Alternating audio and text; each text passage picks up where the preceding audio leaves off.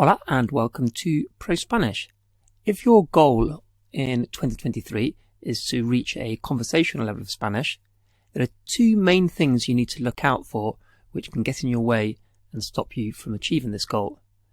Number one is not having an effective Spanish course, something that's progressive, that can take you step by step. And two, your own constancy and consistency. So for the first one, obviously, I'd recommend my own ProSpanish levels 1 to 6, but I'm happy to say that's not the only option. First, I'll show you now how to guarantee consistency so that you'll never give up. And if you've got that part covered, the willpower, the constancy, and would prefer to go straight to experiencing how fast you can learn with the right method, then skip forward to this time frame. And our more advanced subscribers, there's an advanced part for you too, so you can skip forward to this time frame. But if you think that you might not have the willpower, the consistency to keep going for as long as it takes, then keep watching. So the approach that I'm about to talk about is something that I would personally recommend. I've seen it have great success both in school and outside with adult learners. The key is to make your Spanish learning an elastic habit. Now, I wish this was my own idea, but it's actually based on a book by the psychologist Stephen Guise called Elastic Habits. I think it's great. So very briefly, before I give you your own suggested plan of action based on elastic habits, over the next few weeks, there are going to be a lot of people who follow this pattern. You start off with a very strong commitment to doing an hour a day of Spanish or a new language you want to learn or a new instrument you want to learn. And you're really pleased with the daily habit you've established. You're consistent, you're doing an hour a day, your goal feels very realistic and very attainable. But then life comes along and you have too much work on one day, or another day you can't spare an hour, so you have to put it off until the next day, or you're tired and you just can't focus, so you skip a day or two. And each day that we're not able to match that initial habit that we established, we feel like we failed. And eventually we lose momentum, we lose the habit, and we come to see the goal as unachievable and eventually give up. There's nothing new, we've all done it many times. And the problem was that the habit, it was very rigid and it was brittle, and it soon shattered under the pressure of normal life. By contrast, if we establish an elastic habit from the beginning for our Spanish learning, and so we'll be able to maintain consistency and momentum in spite of all the bumps and pressures of everyday life. So I'll talk you through a concrete plan now, which you can follow or adapt for your own needs. And after that, I'll show you how quickly you can make progress, put the two together, and you'll be speaking conversational Spanish in 2023. First thing to notice is that there isn't just one option, one habit. There are 9 possibilities, 9 options. And if you just do one of them in a day, you're keeping your habit going. So first of all, you can decide whether you're going to be able to do a mini, a plus, or an elite. And a mini should always be something that you can always do no matter what. So, bar being laid up in hospital, you will be able to do this. And on my plan, this is dedicating 5 minutes. So with just 5 minutes, you've done your habit of the day and you've kept going. And a plus would be 10 minutes and elite would be 30 minutes. And you can adjust this for yourself. So you may have a lot of time available and you may decide to have your elite as an hour. But the point is, you should always be able to do something every single day, even if it's just 5 minutes, because this is what keeps the momentum going and this is what keeps the progress going. Because even if it was just 5 minutes every day for 1 week where you couldn't manage more, progress would be made and the consistency would still be there. So first you decide what level of input you're going to be able to put in that day. Is it going to be mini, plus or elite? And then you choose from the 3 options going along. So let's say you can do more than a mini, but you're not going to be able to manage an elite that day. So you may decide to do 10 minutes of the Spanish course that you're following, or 10 minutes vocab learning, perhaps revising previous lessons, or 10 minutes watching a Spanish TV program. The next day you may have more time, and so you will do an elite. And maybe you'll decide to do 30 minutes of your Spanish course, or 30 minutes of vocab learning, whatever it might be. And we need to keep in mind all the time that this is elastic. So you don't have to do just one. One day you might decide to do a sprint, a plus sprint. You may do 10 minutes of your Spanish course, 10 minutes vocab learning, and 10 minutes watching a Spanish TV program. Or another day, you may do 5 minutes of your Spanish course, 10 minutes vocabulary learning, and 30 minutes watching a Spanish TV program. The point is that you're flexible about the habit, but you always do it. So the mini is something that you will always be able to do. And the other very important aspect to this is that you need to record your progress. So you should have a calendar printed out, and each day you write down mini, plus, or elite. So you can just put M, P, or E, however you want to record this. And seeing the days build up, you'll have a real sense of achievement. You'll see your own resolve and consistency, and it will be a real motivating factor for your learning. Okay, so that is how to ensure that you keep going, that your willpower doesn't fail you, that you keep this habit elastic. But all of that is meaningless unless you have a course that you can follow and make progress. So I'm going to teach you some Spanish now. You're going to see just how quickly you can learn, and what you do learn will be immediately useful to you, whether on holiday, travel, or if you're living in Spain or a Latin American country. We're going to start off with 4 very straightforward verbs in Spanish. You don't need to try to remember them. Throughout this lesson, just go with the flow, follow the instructions, and you'll end up learning it without really having to make too much effort.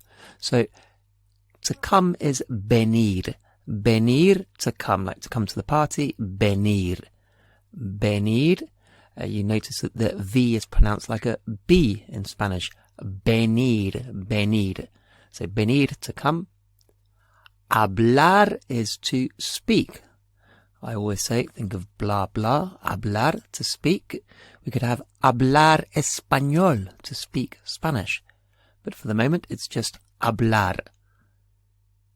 The next is the verb to be or not to be. To be, ser. S-E-R, ser, to be, ser. And to do it. And it's all one word, so we have to do and then it just stuck on the end. So to do it is hacerlo. So hacer is to do and lo is it. So hacerlo, to do it. We're going to move along now.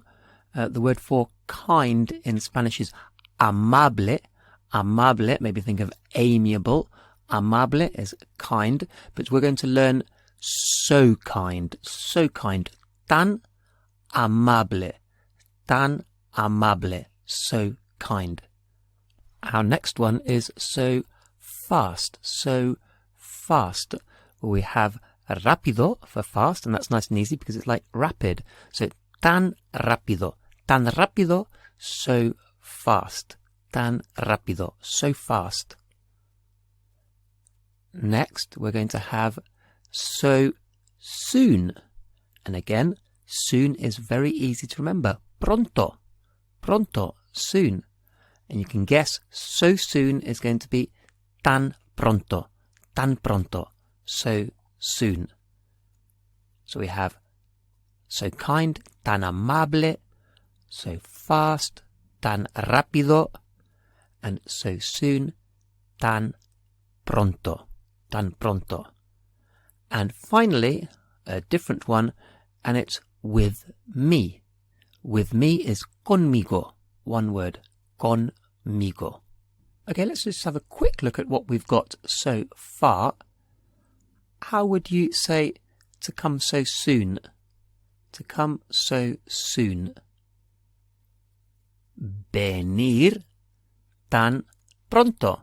Venir tan pronto. To come so soon. How about to be so kind? What would that be? To be so kind. Ser tan amable. Ser tan amable. Okay, let's go to the very start now. You probably know that the word for thank you or thanks in Spanish is gracias. Gracias. But we're going to learn how to say thanks for or thank you for doing something. And it's gracias por. So gracias por, thanks for. And in Spanish, we don't say thanks for coming. We say thanks for to come. Thanks for helping is thanks for to help. So what would it mean if I said gracias por venir? What does that mean? Gracias por venir. Thanks for coming. Gracias por venir. Thanks for coming. What about thanks for being? Gracias por ser. Gracias por ser. Now, in this next phase, look at the table and we're going to build our sentences up. So, starting with, how would you say thank you for? Gracias por. How would you say thank you for coming? Gracias por venir. And in case you're not familiar with ProSpanish lessons, it's important that you pause and think through your answer before hearing it from me. So that whole process is what helps you learn. So we're at the stage where we've got gracias por venir. How would you say thanks for coming so soon? Gracias por venir tan pronto. And let's hear that again. Gracias por venir tan pronto. Okay, next one. What is it for thanks for? Gracias por. And how would you say thanks for being? Gracias por ser. And how would you say thanks for being so kind? Gracias por ser tan amable. Gracias por ser tan amable. Okay, one more in this phase. Thanks for is gracias por. Thanks for doing it. Gracias por hacerlo. Thanks for doing it so fast. Gracias por hacerlo tan rápido. Gracias por hacerlo tan rápido. Okay, in this next phase, just listen and try to work out what is being said. You can look at the grid or you can look away. It's up to you. Okay, the first one. Gracias por hablar conmigo. Gracias por hablar conmigo. Thanks for speaking with me, or thanks for talking with me. And in the UK we might say thanks for talking to me, or thanks for speaking to me. Let's try this one. Gracias por venir tan rápido. Gracias por venir tan rápido. Thanks for coming so quickly or so fast. And what would this be? Gracias por hacerlo conmigo. Gracias por hacerlo conmigo. Thanks for doing it with me. Obviously it works out like thanks for to do it with me. Okay, now in this next part, you're going to say the Spanish. So make sure you pause to give yourself some thinking time. How would you say, thanks for being so kind? Gracias por ser tan amable. Gracias por ser tan amable. How would you say, thanks for coming with me? Gracias por venir conmigo. Gracias por venir conmigo. A quick pause there while I mention our very popular Levels 1 to 6 course. This takes the complete beginner or a near beginner right up to a conversational level of Spanish in a series of very easy to follow steps. All the lessons on this YouTube channel are supplementary, whereas the core Levels 1 to 6 is very much a step-by-step program delivered by the same teacher as all the other videos on the ProSpanish YouTube channel. And while the style is very similar to what you'll be used to from these videos on the channel, the key difference is that every lesson carefully builds on the previous lessons so that you can really feel that progress of going from very little or no Spanish up to a level where you can confidently hold a conversation in Spanish. So again, that's available exclusively from prospanish.co.uk. One of the keys to this method is the sequencing. So I've set it up so we're able to expound out very fast. So let's add in now necesito, I need, and I decided, decidí. So decidí, I decided, and I need, necesito. And again, don't worry if you feel overwhelmed by the amount of language. If you go with the flow, it's all very manageable. So we've got gracias por, thank you for, necesito, I need, and decidí, I decided. So let's just do a couple of words first. How would you say I need to speak? So just I need to speak. What would that be? Necesito hablar. Necesito hablar. And I'm sure you know what Spanish is, español. So how would you say I need to speak Spanish? Necesito hablar español. Necesito hablar español. And you know what so fast is? Tan rápido. So what's fast by itself? Just rápido. So how would you say, I need to learn Spanish fast? What would that be? Necesito hablar español rápido. Necesito hablar español rápido. How would you say, I decided to be kind? I decided to be kind. So we're not going to have so kind, tan amable. We're just going to have kind. I decided to be kind. What would that be? Decidí ser amable. Decidí ser amable. I decided to be kind. How would we say, I need to do it quickly? What would that be? I need to do it quickly. Necesito hacerlo rápido. Necesito hacerlo rápido.